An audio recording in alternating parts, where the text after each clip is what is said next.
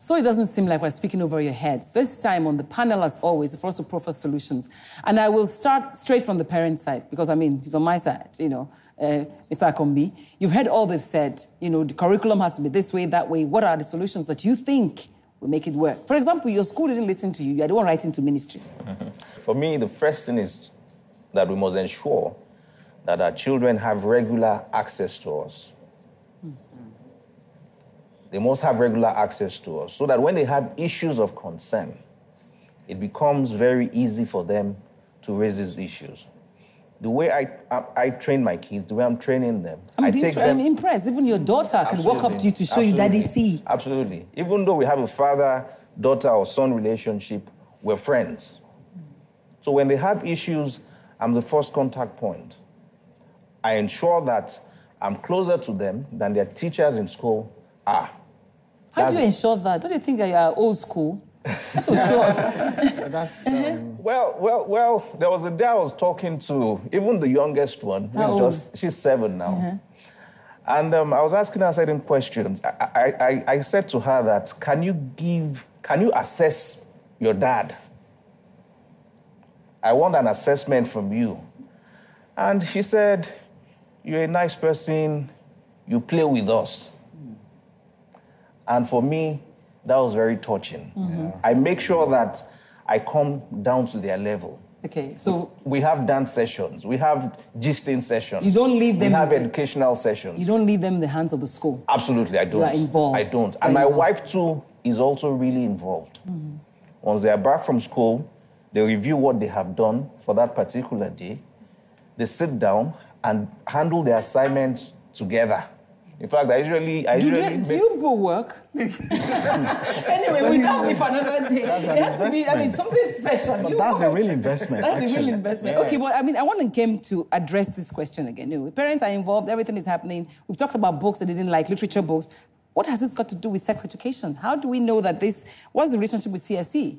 Well, I'm glad you asked. I spoke earlier about the CSW conclusion of 2013, and what the conclusion also said is that in developing these educational programs, that nations must do this curriculum development hand in hand with CSOs, non-governmental society organizations, non-governmental organizations. So you have the UN saying develop this curricula with non-governmental organizations. And which is the non-governmental organization that works the most with the UN on education? It's International Planned Parenthood Federation. Oh, wow. International Planned Parenthood Federation has a curriculum called It's All One, which they presented to African ambassadors at the UN.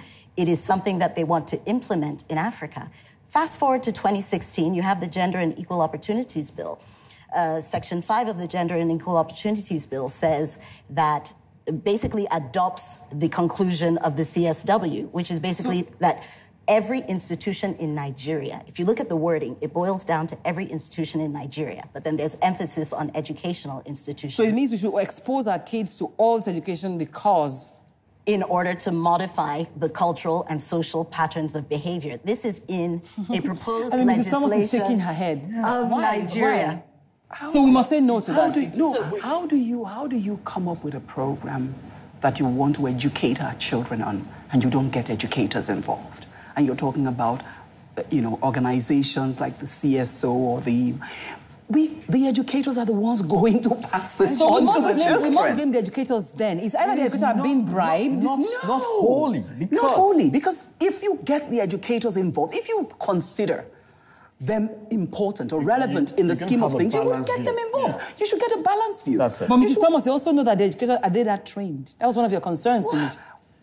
Trained to deliver the correct... What is that? Telling our children the kind of thing... The content. Yes, it's not the content. The delivery. The content, even the content, educators must be involved in the content. Yes, you are plant parenting, sexuality educators, experts. And so you say these, but we have access to these children. So we know the kind of things that they should actually be getting in terms of, and how to deliver it without shocking them. That's it. Because most of our children are being shocked in school. school. So we're saying that, before we continue, are we against sex education here? We're not against sex education. The question is not about sex education. It's about knowing how values interplay with sex education. It must be character-based. Exactly. And you have to domesticate whatever curriculum you have on sex education with the values that currently prevails within the environment. Precisely. And So in Nigeria, we are not, when it comes to sex, we are not liberal. That's the truth. Is that good? What do you mean liberal? We are not liberal. I mean, anything goes. We have men We are and not women like that. in Nigeria. We are still a society where man is man, woman is woman, not the gender-brained Mother, man. father, children. Now, when you want to create children who are global citizens, so to speak, children who understand that man is not always man and woman is not always woman. Yeah, I've seen people who were born men and today they are no longer men.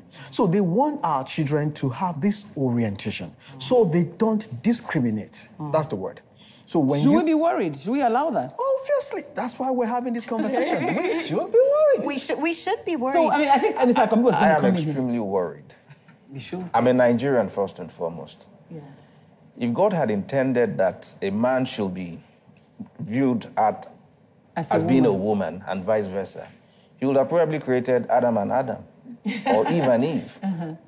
But don't forget, sorry, it is not presented as a gender conversation. It's as a health It is presented as a sexuality education. or human rights. Obviously, Sexual rights. from a rights-based perspective. Okay, I want to come back to this because we must round Now, up. you know why we need to say that? can't round So that up somebody quickly. doesn't say I want to come back. is a gay bashing thing. It's not. Because it will narrow into that point. Okay, you know why I must rein all of you in? It's all about the curriculum here. You know, That's what's it. getting to the school, which is why, Mrs. Thomas, you have to have what should we do to ensure that, I don't know. I want to stress here that we are focusing on the wrong things. What will build this nation? Nation It's not sex building. education. It is not. It's that we have enough problems, as it were, with our society. We have infrastructure dying.